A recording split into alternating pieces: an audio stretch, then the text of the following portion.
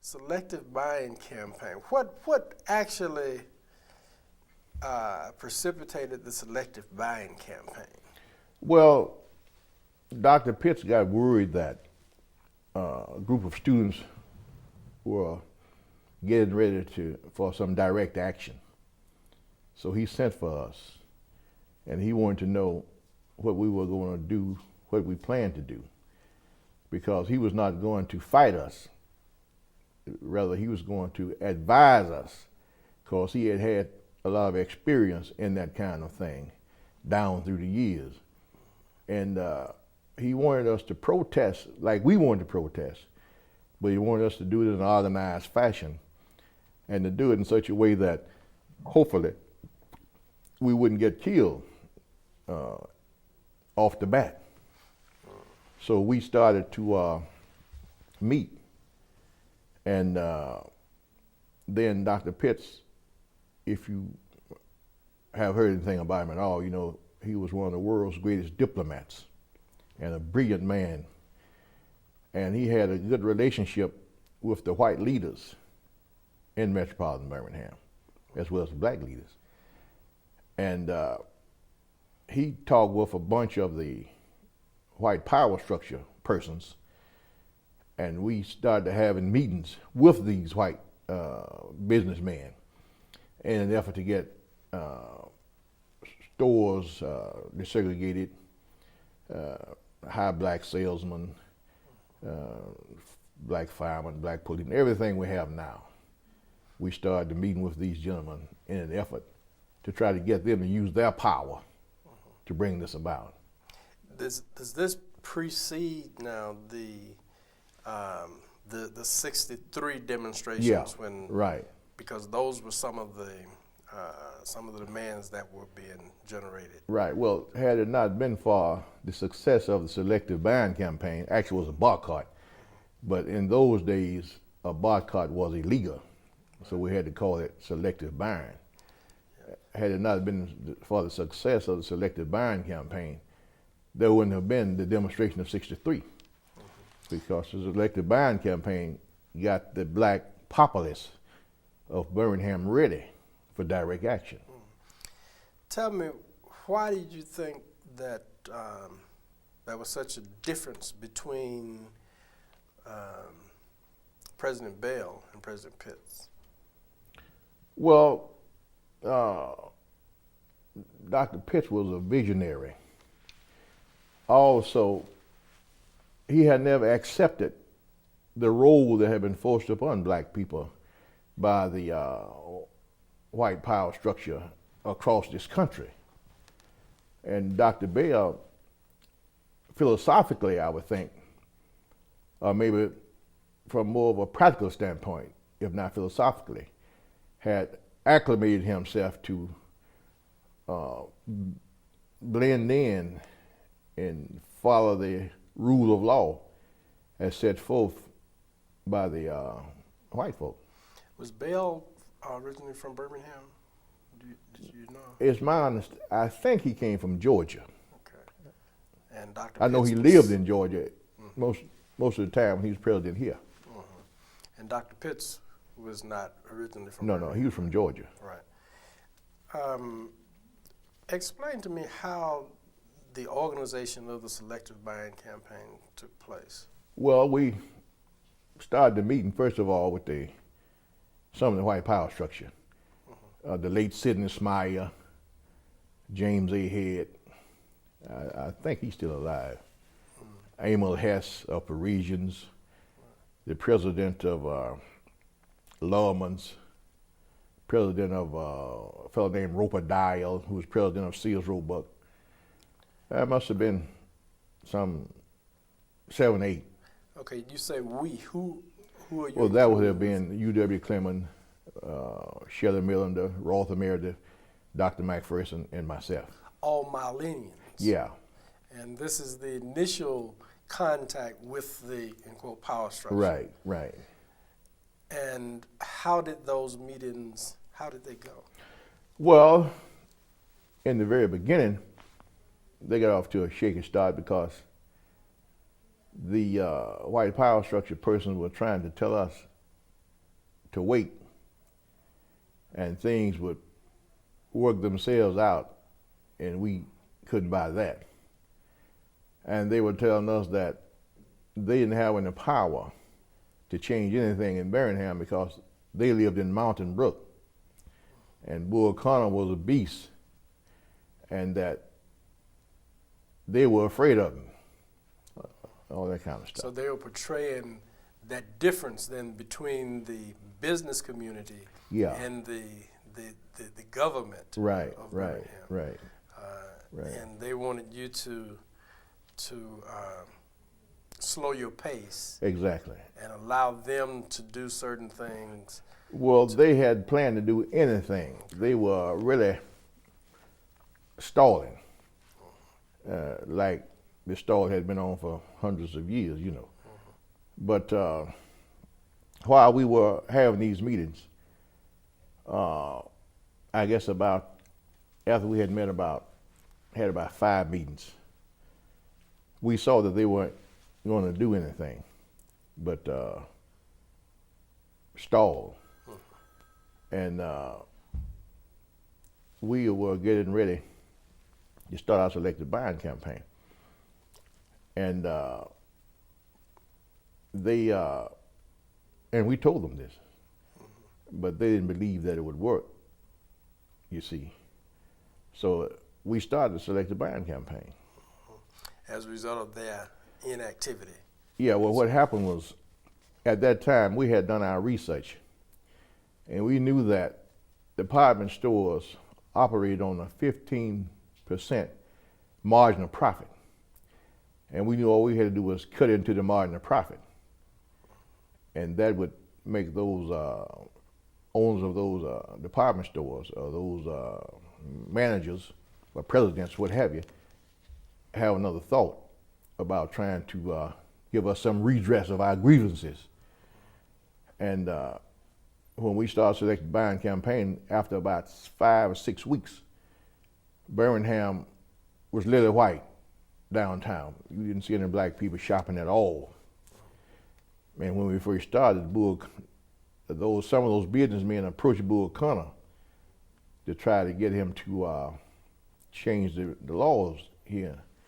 And Bull Connor said, we aren't going to change anything because those niggas are not going to stay out downtown shopping. They'll be back. And when they didn't go back, Miles College in the meantime had started a March of Dimes drive to get books for the library. And we had to get a permit to march for this fundraising drive. And Bull Connor denied us the permit.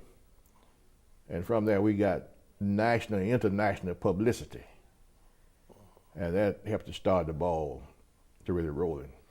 And during that period of time, some of the stores, they desegregated the water in the restrooms, but they didn't hire any black salespersons or anything like that.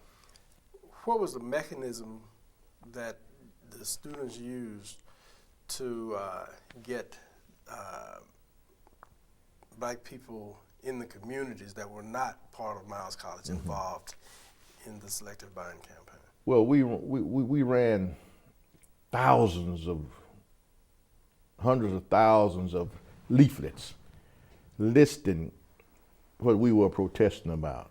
We wanted black firemen, black policemen, black folk at Social Security, black folk at the Internal Revenue, all the jobs black folk now hold, what we were asking for.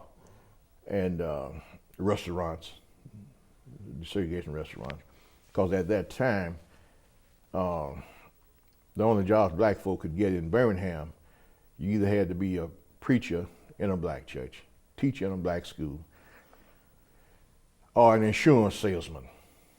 There were 2 public health workers who doubled as social workers. A lady named Mildred Feller and another gentleman whose name I can't recall. But aside from those 2 individuals, nobody else worked out in the white community, had their office headquarters in the white community, because they worked in the black community. They didn't deal with white folk who needed their services. Although there were many black domestics that Yeah. worked in white homes. All right. Well, most we could always tell Thursday in downtown Birmingham because there was the Maids' Day off in Mountain Brook, and all those ladies would come downtown to shop and go to the restaurants and the bars and different places. Well, were there any difficulties with any of the people? Did you have to persuade anyone not to use the stores at the time of the? Well, we would have meetings out in the community sometime with groups and explain our situation.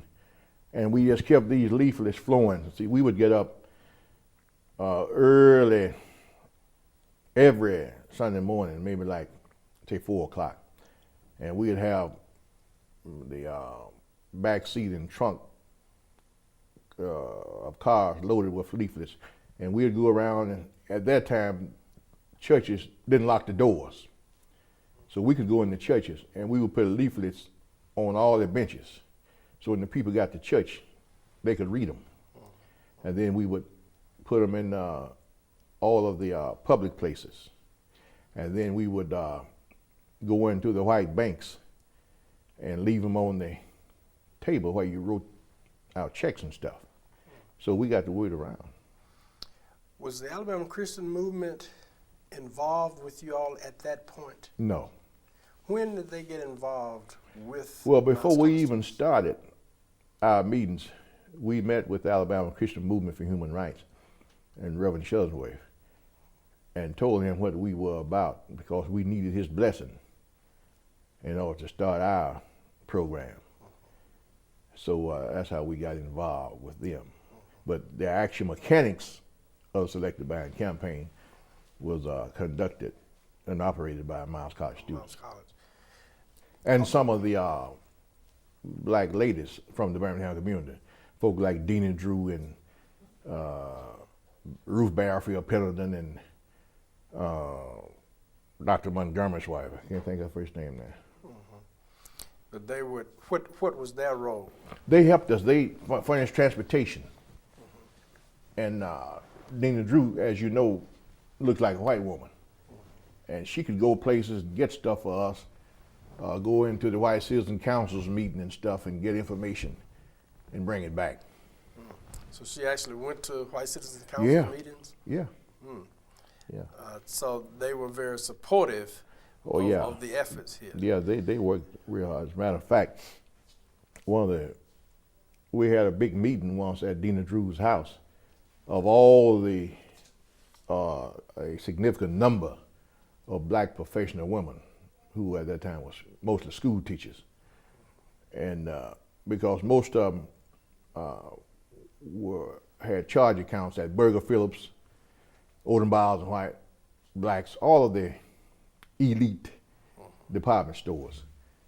And we had a meeting with those women and told them to stop going in the stores shopping, stop buying any kind of clothing from them because we wanted the Selected Buying Campaign to be a success. And we would say things like, if you go in Loveman's or Pazette's and you spend $500, you can't go up on the mezzanine and spend a quarter for a glass of tea. And they could see the difference. Your demands that you had made, that resulted in the development of the Selective Buying Campaign, how successful were you in realizing those things that you wanted? Well, as I said earlier, what we really got out of the Selective Buying Campaign was we unified the black community psychologically and philosophically. And in terms of like the segregation of stores and all this kind of stuff, all that we got was the segregation of the water and the restrooms. So you laid foundation then for SCLC and Alabama Christian Right, Movement. well, after in the middle of the Selective Buying Campaign, Dr. King sent Wyatt T. Walker, Andrew Young, and Bernard Lee out here to Miles College to confer with me and what he wanted me to do. As soon as I felt that Birmingham was ready for nonviolent demonstrations, to let him know. And on the strength of the success of our selective buying campaign, we notified Dr. King that Birmingham was ready, Black Birmingham was ready. And that's when he came to Birmingham. You mentioned that you had the blessings of Reverend Shuttlesworth and the Alabama Christian Movement. Were you getting any physical assistance from the movement during those days? Well, as I recall, you know, you're talking about 30-some years ago, we just went at it on our own. And we would go to the Alabama Christian Movement for Human Rights meetings every Monday night to let the people know what was going on and what we were doing, those who may not have known. And we got their blessing. But the majority of all those leaflets are being handed out and all that kind of stuff was done by Miles College students and some of those ladies that I mentioned. So you attended the movement meetings, Alabama Christian Movement meetings on Monday night. Yeah. Can you describe what those meetings were like? Well, they were really church meetings, really. And there would be always a main speaker, somebody would preach, and then there would be some other people who would talk about the segregation and discrimination, all the stuff that we were encountering. And this was the gist of it, from meeting to meeting. Were you aware that Birmingham policemen were present? Yeah, they sat down on the front bench with tape recorders and recorded everything that went on. And we said what we wanted to say, and they recorded a lot. Oftentimes, the police who would be recording what was being said, when collection time came around, they would put money in the collection plate. That's interesting. Yeah. That's interesting.